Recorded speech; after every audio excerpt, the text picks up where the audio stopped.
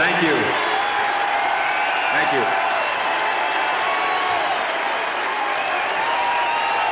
Thank you.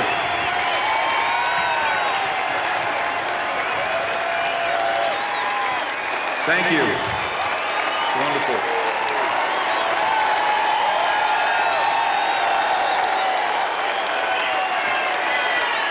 Thank you. What a great day. I only wish that all of you out there could stand right here and see what I'm looking at. It's truly amazing. Thank you. Baseball dignitaries, Hall of Famers, wake up guys, it won't be long, and fans.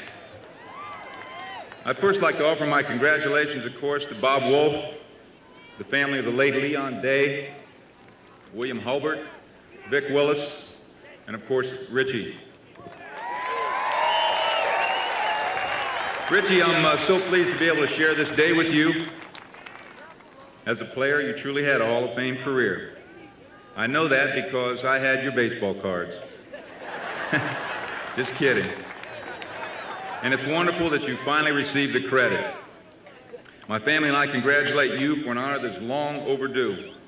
And I want to personally thank you, Andy Musser, Chris Wheeler, and our close friend Harry Callis for all your support over the years.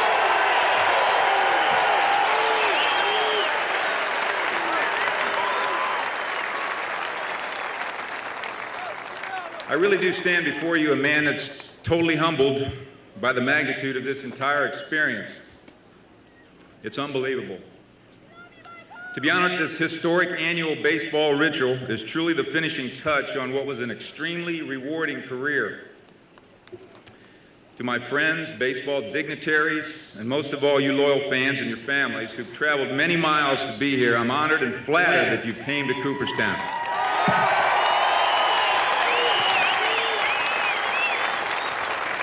Back in January, a friend of mine put this whole honor in perfect perspective for me. He said, Mike, do you realize what being in the Hall of Fame means? It means your life and your career have been immortalized. They'll be remembered forever. I said to him, does that mean I'm immortal? He said, no, Mike, it means your name is immortalized. There is a difference. When I thought of it in that way, I had a great new appreciation for the magnitude of this whole thing. For months I've been thinking about how to approach this speech. I wanted to come up with something from my heart based on the 20 years that I played the game. I could not approach it simply as an acceptance speech. Considering the times we are in, I felt I had to deliver some sort of message. So often, we hear the words pride and proud used when a player reflects on his success. Yeah, I know I'm often guilty of giving myself too much credit for my accomplishments. In fact, there isn't one man up here on this stage who'd be here if it weren't for the talent and sacrifices of other people along the way. Today, if you'll bear with me, I want to acknowledge and thank many of those people who made my career possible. The chain of friends, coaches, and family who each in a special way made it possible for me to reach this field of dreams. So if you'll indulge me, I'd like to recognize some of these people. I'm a Daytonian. Are there any people from Dayton in the audience? Yeah, I see there's a couple of them out there. Cooperstown's a tough place to get to, I know. My mom, I told you should have closed Phillips Aquatic Club today so everyone in Dayton could make it here. My career began in my backyard when I was 3 years old. My grandmother Schmidt used to pitch me a tennis ball and I'd whack it with a broomstick into the neighbor's yard. As I got older into organized baseball, in addition to driving me to games on the weekends, her thing was to tailor my uniforms, to tailor them so they just fit like her heroes, whose poster she had on her bedroom wall. Red second baseman Pete Rose.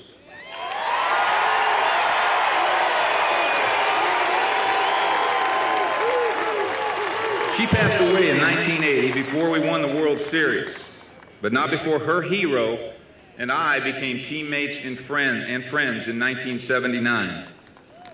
I join her and millions of baseball fans around the world in hoping that someday soon, someday very soon, Pete Rose will be standing right here.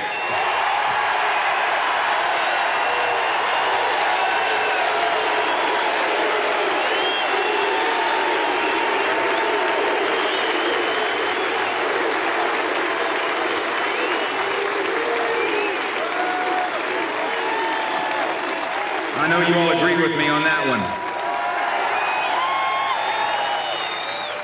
It's great that we see eye to eye on something, isn't it, Philadelphia? Pete stood for winning. We all know that. My first experience on a winning team was in the 1950s. We're back in Little League. I learned about discipline and teamwork from a coach named Jack Fenner. In high school, I was introduced to words that became my credo: sacrifice and hard work, by Dave Palsgrove.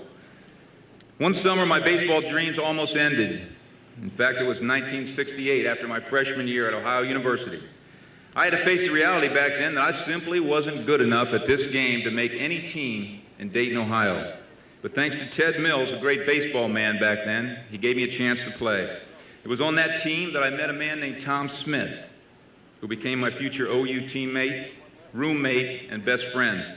Tom and I were inseparable through those years. Together we chased a dream of someday playing professional baseball. If there's one man that I could single out as having the most to do with me becoming a Hall of Famer, it would be Bob Wren, my baseball coach at Ohio University. He took me, a walk-on athlete at Ohio University, and developed me into an All-American in 2 years. He provided me with a baseball foundation that I relied upon as a pro and still use today as a high school baseball coach.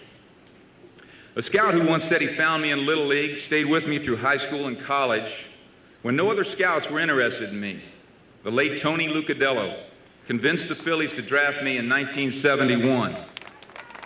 Early in my career, I received support from behind the scenes. You know, in those meetings when young players' futures are hanging in the balance, great baseball men like Paul Owens, Andy Seminick, Cal Emery, and late Granny Hamner, a friend of Richie's I know, were all in my corner when I needed them. You know, life for me was not always baseball. There was God, family, and there were real people guys who come on once in a lifetime. A guy who I'll always consider my closest friend from baseball, Gary Maddox.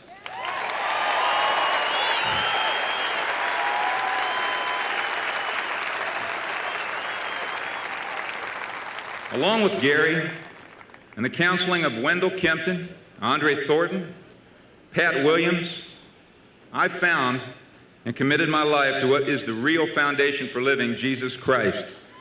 Few players these days remain with the same team throughout their career.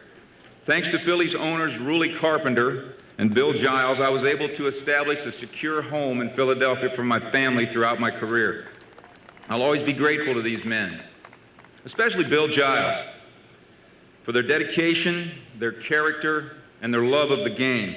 I'd like for Bill, who stood already, and Lee Carpenter, if you're over there, please stand up for a second and be recognized. These are two great baseball men who I owe a lot to. Now more than ever, baseball needs more men like Bill Carpenter and Lee Giles.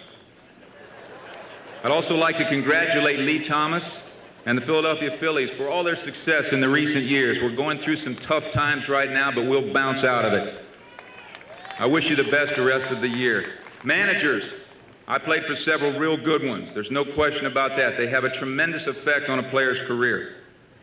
My first 7 years with the Phillies, Danny Ozark was our manager, and he accepted me as his personal project.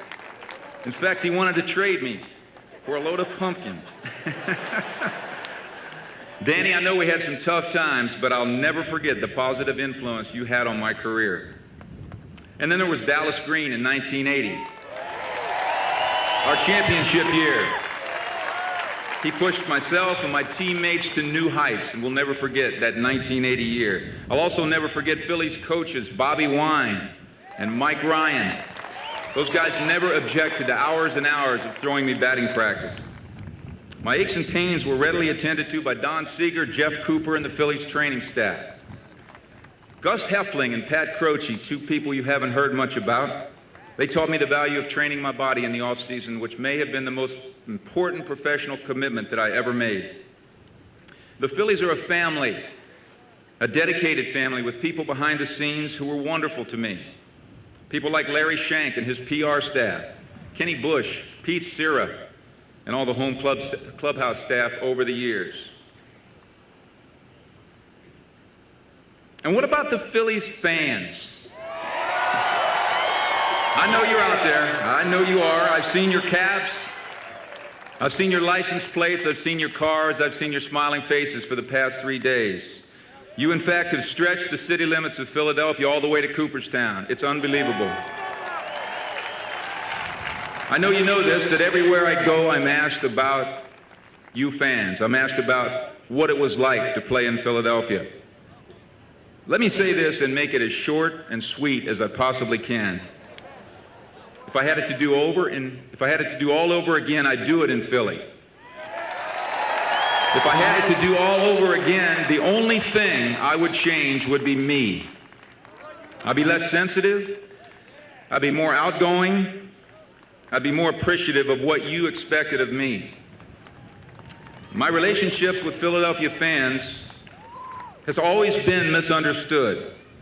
Can we put that to rest here today?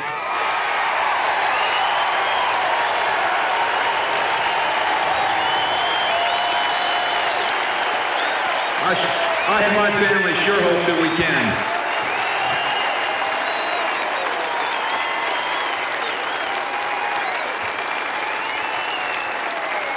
Sure, there were tough nights and tough games at Vet Stadium.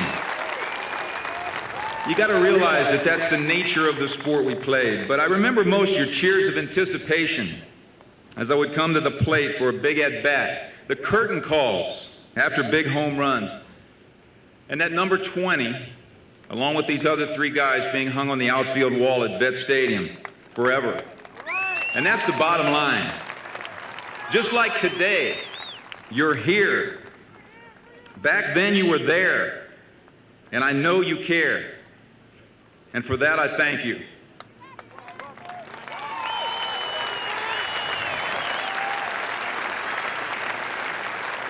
There are 2 special men in my life. Although they're not related to me, I consider them family. Because of their personal, business, and financial counsel, they've enabled my family to enjoy a secure life off the field. Arthur Rosenberg, who handled all of my financial affairs for the past 15 years, and Paul Shapiro, who, along with Arthur, negotiated all of my Phillies contracts. Also a special member of Arthur's organization, my sister-in-law and executive secretary, Joyce Christensen. I want to thank you all for all you've done for me. We all know that there's no substitute in life for family. I could have not asked for a more closely knit, supportive, loving family environment, growing up both as a young man and a married professional athlete. Mom, Dad, Sally, Ron, Jess, John, and my best friend, my wife, Donna. Will you stand?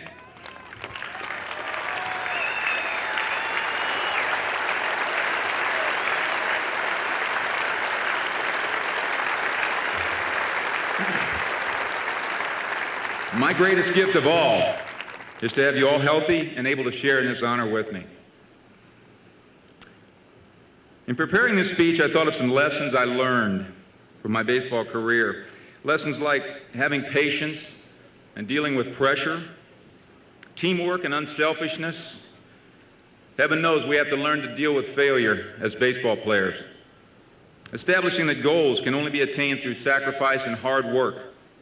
An important lesson I recently learned from my young son, John. And a lot of these guys knew this throughout their careers, but I'm not sure that I ever did. That baseball can actually be played for fun. For me, there's an important lesson I want to emphasize. And it's a lesson that not only parents, coaches, and players at all levels should hear, but it's a lesson that I want to make part of my own personal life as well. This lesson wasn't a part of a big home run or a big victory. This lesson started back in 1971 when a player named Bob Boone, who I'd never met before at the time, went out of his way and said to me, "Mike, nice hitting," as my home run for the Philadelphia Phillies big league club beat Bob's Reading Phillies farm team. You know, it was my first sense that I had a friend in professional baseball. It occurred again in 1974 when that highly respected player, Dave Cash, told me, and more importantly, he told all of my teammates and my manager that I was a player when everyone else was doubting my ability. Again in 1976, Dick Allen took me aside before a game in Chicago and said to me, "Mike, let's go out and have some fun today. No matter what the outcome, enjoy the sunshine, the crowd. Wrigley Field's a beautiful place." And I went out and hit 4 straight home runs. And finally, it occurred for me every day. It occurred every day from 1979 to 1983 when the greatest hitter ever, Pete Rose, started telling me, "Mike, you're the best player I ever played with." Those 4 guys molded my career with the magic of motivation. No matter who we are or where we play, from Little League to the big leagues, we're human. We need positive reinforcement. So let the motivation that I experienced in my career be a lesson to all you parents and coaches out there. Our kids need confidence. They need self-esteem, and in some cases, that's all they need. Let's all start balancing our scales with more positive reinforcement. Words of encouragement at the right time for our kids and from the right person could be more powerful and more enduring than any trophy you might give them. I assure you, without those 4 guys and the words of encouragement for me at the right time, I would not be standing here today. Before I close, I'd like to say one thing, that I consider playing professional baseball a privilege that's granted to only a few men. It's my sense that many of today's players are taking that privilege for granted. A game that at one time was steeped with passion, humility, and respect for the opposition has now given way to a look at me, in-your-face attitude. You know, this attitude is supported and commercialized by television. And I must add, it's highly suspect in its impact on our youth. Because I fear the impact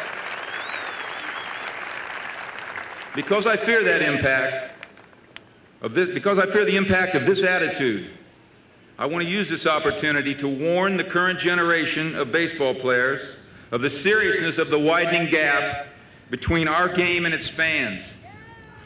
Now more than ever, our sport is vulnerable.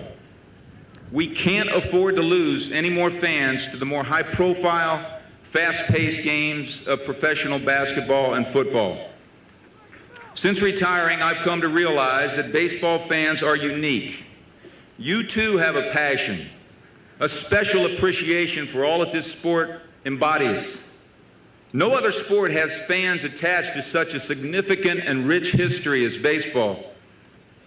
No sport requires its fans to follow them and their team through a meaningful regular season just to have an opportunity to play for the championship.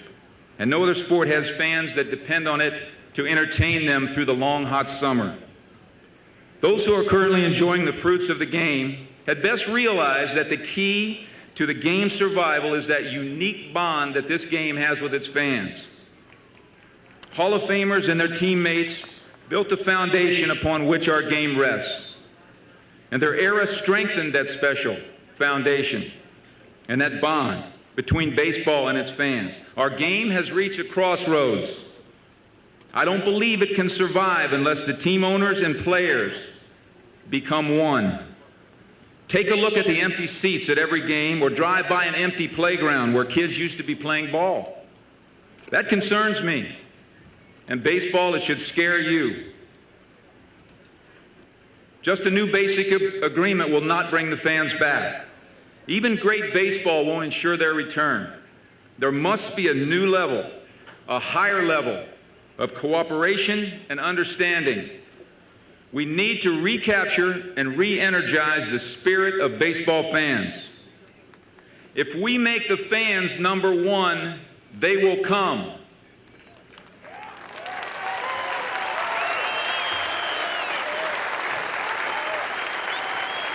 I'd like to challenge the players and the owners to find an independent commissioner, a commissioner who will create a more amicable relationship between players and owners, one who will reestablish a solid network baseball television contract, and one who will promote the game's current players. Hey, and don't forget these men behind me right here. These are the greatest players ever as a resource for advancing the greatness of our game. Are there any kids out there? Let's hear the kids. To the young kids out there, I want to say one thing. Never stop chasing your dreams. Your dreams are your best motivators. My career is an example of how you can beat the odds, how someone's dreams can come true. But remember this, in the final analysis, you can believe in your dreams, you can be taught, supported, motivated, and loved by others, but ultimately your success depends on you. You must take responsibility for your body, for your mind, and for your character. In closing, my family and I thank everyone associated with the National Baseball Hall of Fame in Cooperstown for their hospitality, the Baseball Writers of America for your support, of course the Philadelphia Phillies organization and all of my teammates over the years. My fellow Hall of Famers, I tell you, that sounds good to me. Thanks for coming back to support me this year. And not just Phillies fans, but every fan out there and every fan of our great game. And I also would like to thank God for this very, very special moment and for blessing my life in so many ways. Thank you all for coming. I'll cherish this honor forever.